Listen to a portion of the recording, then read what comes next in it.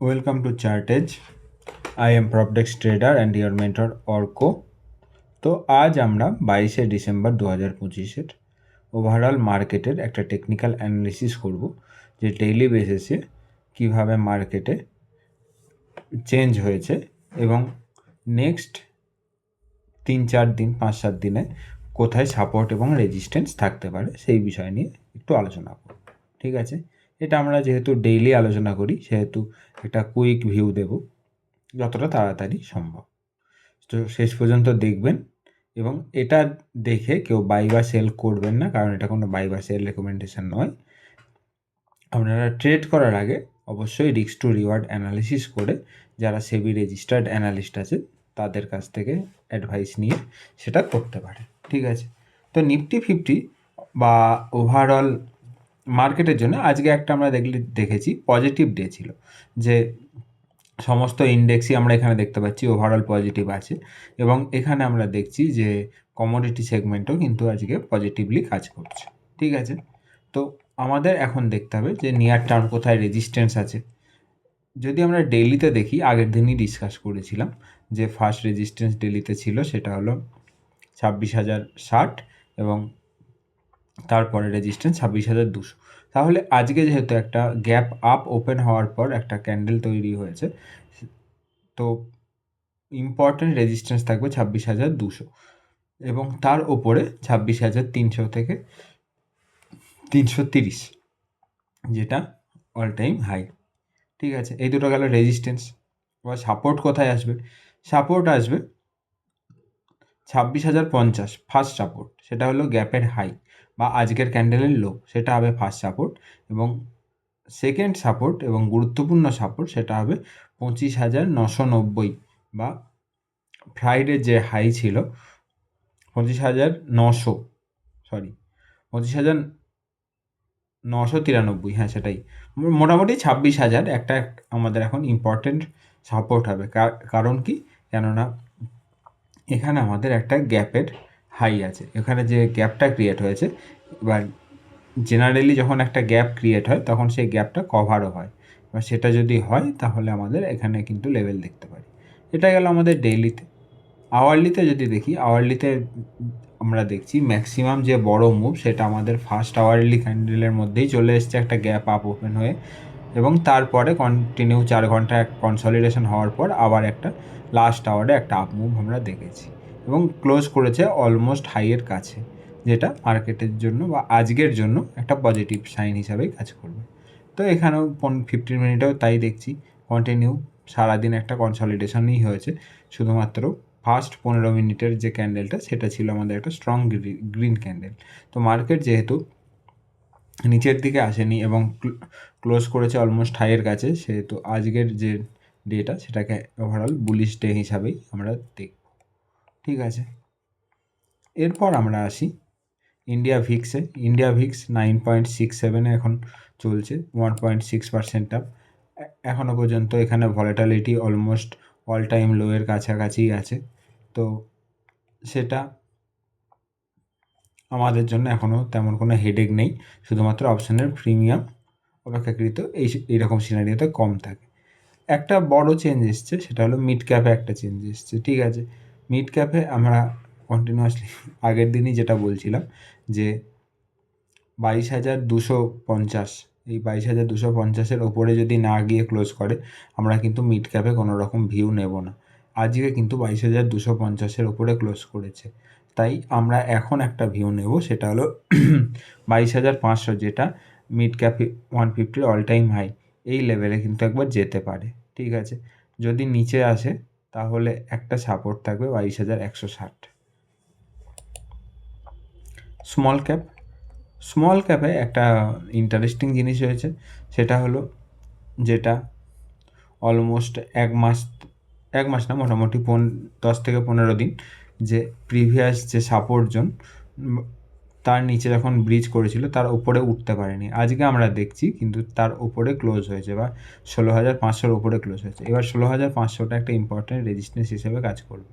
এবার 16,500-র নিচে যদি স্লিপ করে তাহলে সেটা হয়ে যাবে আমরা একটা আবার ডাউন ট্রেন্ডের কন্টিনিউয়েশন বলবো, আর যদি এখানে উপরে যদি সাস্টেন করে তাহলে উপরে 200 মুভিং অ্যাভারেজ আছে 16,660, সেখানে পর্যন্ত একবার যেতে পারে। যদি 200 মুভিং অ্যাভারেজকেও ক্রস করে যায় তখন আমরা কোনো আপ মুভের প্ল্যান করব, তার আগে পর্যন্ত না। সেম একই জিনিস হয়েছে মাইক্রো ক্যাপ, কিন্তু মাইক্রো ক্যাপে যেহেতু আরও বেশি ফল হয়েছিল, মাইক্রো ক্যাপ আজকে অপেক্ষাকৃত যে প্রিভিয়াস যে হাই সেটাকে ব্রিচ করেছে। এখন নিয়ার টার্ম যে স্ট্রং রেজিস্ট্যান্স সেটা হলো 22,900 এবং নিচের দিকে লেভেল তো খোলাই আছে। ব্যাঙ্ক নিফটিও কিন্তু আজকে দেখছি 4% তেজ আছে, কিন্তু উপরের দিকের যদি আমরা লেভেল দেখতে হয় সেই জন্য 59,500 এই লেভেলটার উপরে যদি ক্লোজ করে তবেই আমরা আপসাইড দেখতে পাবো। ঠিক আছে, এমনিতেও ডিসেম্বরের লাস্ট উইকে আমরা আগের ক্লাসে ডিসকাস করছিলাম যে একটা পজিটিভ ক্লোজিং দেখা যেতে পারে বা আপ মুভ একটা দেখা যেতে পারে। ফাইন্যান্সিয়াল সার্ভিস এখনও পর্যন্ত এটা কিন্তু সাইডওয়েজ জোনেই আছে, এখানে কিন্তু তেমন কোনো মেজর চেঞ্জ হয়নি। আজকে মেজর চেঞ্জ আমরা একটা দেখেছি কিন্তু নিফটি আইটি ইন্ডেক্সে, এবং একটা খুব বড় পজিটিভ ডেভেলপমেন্ট হয়েছে, সেটা হলো ফেব্রুয়ারি 2025 যে লেভেলটা ছিল ইম্পর্ট্যান্ট তার উপরে গিয়ে কিন্তু ক্লোজ করেছে। ঠিক আছে, বা সরি 39,400 এর ওপরে কিন্তু আগে দুবার আমরা শুধুমাত্র এখানে উইক দেখেছি, ক্লোজিং দেখিনি, কিন্তু আজকে 39,500 কাছাকাছি গিয়ে একটা ক্লোজ দেখেছি। কালকে যদি এর ওপরে যদি ক্লোজ হয় তাহলে এটা কিন্তু একটা স্ট্রাকচারাল চেঞ্জ কিন্তু হতে পারে টোটাল আইটি সেক্টরে, এটা কিন্তু মনে রাখতে হবে। আইটি সেক্টরে একটা স্ট্রাকচারাল চেঞ্জ কিন্তু আসতে পারে, কারণ এটাকে আমরা বলি টেকনিক্যাল অ্যানালিসিসের ভাষায়, বা পার্টিকুলারলি ভিসিপি বা মার্ক মিনারভিনি কিংবা উইলিয়াম ও'নিল এদের ভাষায় হলো স্টেজ 2, বা স্টেজ 2তে যখন যায় তখন কিন্তু আমরা একটা বড় মোমেন্টাম কিন্তু দেখতে পারি। সেই জন্য আইটিতে কিন্তু ট্র্যাকে রাখতে হবে। আর একটা জায়গায় আমরা আজকে চেঞ্জ দেখেছি, সেটা হলো নিফটি অটো কিন্তু আজকে প্রিভিয়াস যে সাপোর্ট ছিল সেখান থেকে কিন্তু ওপরের দিকে যাওয়ার চেষ্টা করছে, এবং আজকেও কিন্তু 0.8% আপ। তো এটার যে অল টাইম হাই আছে 28,100, সেটাকে আমাদের দেখতে হবে যে রেজিস্ট্যান্স হিসাবে কতটা স্ট্রং। অন্যদিকে নিফটি ফার্মাতে আমরা দেখছি এখনও পর্যন্ত একটা কনসলিডেশনই দেখছি, যতদিন না আমাদের আপ রেজিস্ট্যান্স ব্রিজ করে ততদিন পর্যন্ত। সিএনএক্স মেটালে কিন্তু আবার একটা আমরা পজিটিভ সাইডে মোমেন্টাম কিন্তু দেখতে পাচ্ছি। এবার আমাদের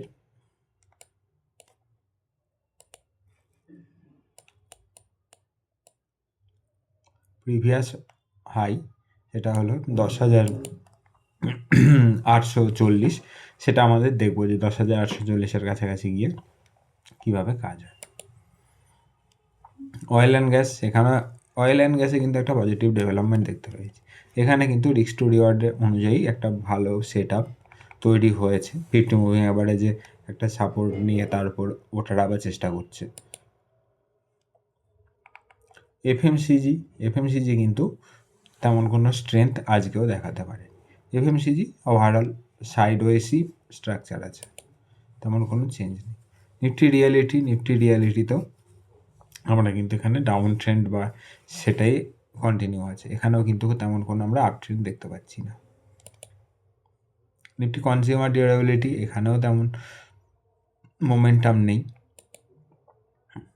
নিফটি ক্যাপিটাল গুডস এবং পার্টিকুলারলি নিফটি ডিফেন্স স্টকের মধ্যে আজকে ক্যাপিটাল ডিফেন্সের যে সমস্ত স্টকও যেমন ক্যাপিটাল গুডসের মধ্যেই পড়ে, আজকে মার্কেটে কিন্তু ডিফেন্স খুব ভালো একটা র্যালি দিয়েছে।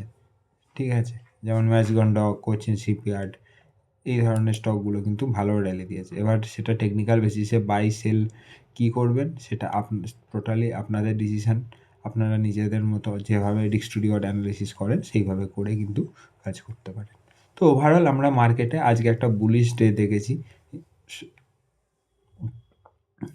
বছরের শেষ সপ্তাহের শুরুতে, এবার সপ্তাহের শেষে আমরা দেখব যে এটা কন্টিনিউ হয় নাকি এটাকে আবার নিচের দিকে বাজার আসে। তো S&P 500 এখনও পর্যন্ত পজিটিভ মোডেই আছে, 0.5% ওপরে আছে। ঠিক আছে, তেমন কোনো দুশ্চিন্তার কোনো কারণ নেই। সেম অ্যাজ ডাউ জোন্স, এটাও পজিটিভ ভাইবে আছে। ন্যাসড্যাকও মোটামুটি পজিটিভই আছে, তবে ন্যাসড্যাককে এই 25,800 লেভেলটা কিন্তু ব্রিচ করতে হবে। অন্যদিকে ডলার ইন্ডেক্স 98-এর কাছাকাছি এসে কাজ করছে। ঠিক আছে, এটাও ইউএস ইকুইটি মার্কেটের জন্য খারাপ নয়। 98 100-র নিচে থাকলে আমাদের ইকুইটি মার্কেটের জন্য একটু বেটার হয়, কিন্তু ডলার ইন্ডেক্সের সাথে ইউএসডি আইএনআর এর রিলেশন অপেক্ষাকৃত কম। ঠিক আছে, তো আমরা ইউএসডি আইএনআরকে কোথায় দেখছি? 89.5।